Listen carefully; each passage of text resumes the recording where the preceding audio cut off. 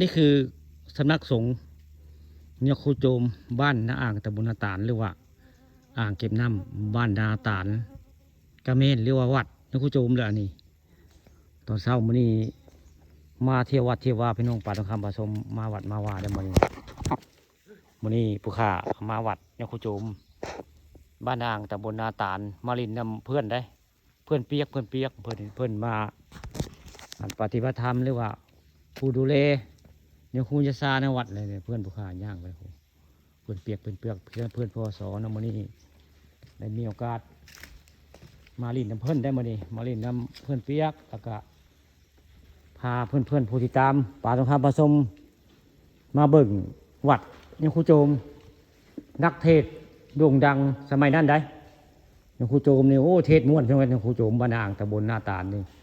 นี่แหละผีมือเพิ่นสร้างแปลงไว้แล้วนี่ตอนเพิ่นมีชีวิตได้นี่แหละคือวัดเนี่ยครูโจมบ้านนาอ่างตำบลนาตาลอำเภอเต่างอยนะผู้ข้าป่าตะคำผสมมานี่มาเอาภาพบรรยากาศในวัดเนี่ยครูโจมนักเทศเล่โด่งดังในสมัยนั้นได้นี่ไผสิบ่จักเนี่ยครูโจมเทศเล่โอ้ม้วนบ่มีไผหาวพี่น้องแต่ไรกะเนี่ยครูโจมจิตวิญญาณเพิ่นอยู่นี่กะขอถ่ายทำเด้อเนี่ยครูโจมบ้านนาอ่างอ้ายโมเองนะรู้จักกันอยู่เพราะว่าผู้ข้าป่าตะคำผสมเป็นคนบ้านนาอ่างนะอย่างครูโจมนี่ก็เป็นคนบ้านนาอ่างคือกันนะนี่ก็คือพระองค์ทรงเจ้าที่เห็นนี่ก็คือสมัยครูโจมยังมีชีวิตเพื่อนนี่เพิ่นสร้างเพิ่นแปลงไว้นี่ผีมือของยครูโจมนักเล่นักเทศเล่โด่งดัง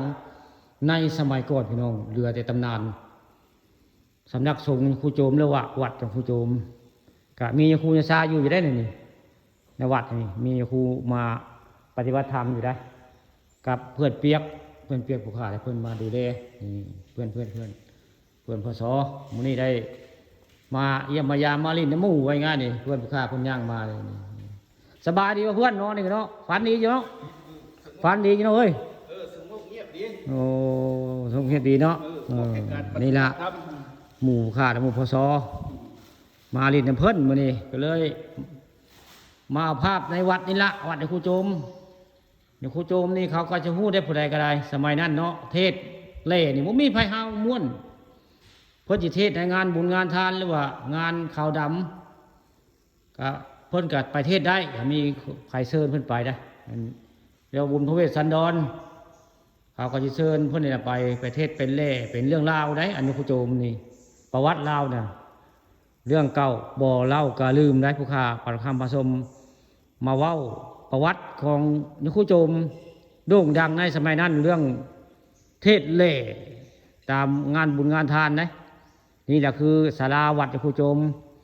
ผีมือยครูโจมเราสร้างแปลงไว้ให้คนรุ่นหลังได้มาสืบดูแลสิ่งที่ยครูโจมสร้างแปลงไว้ใครมาอยู่นี่ก็ดูแลไว้เนาะเพียงเนาะวัดวารามลูกเพิ่นใช่ลูกเพิ่นเหมาะกับปลายวัดโอ้ลูกเพิ่นพุ่นเผยโอ้นี่เด้อ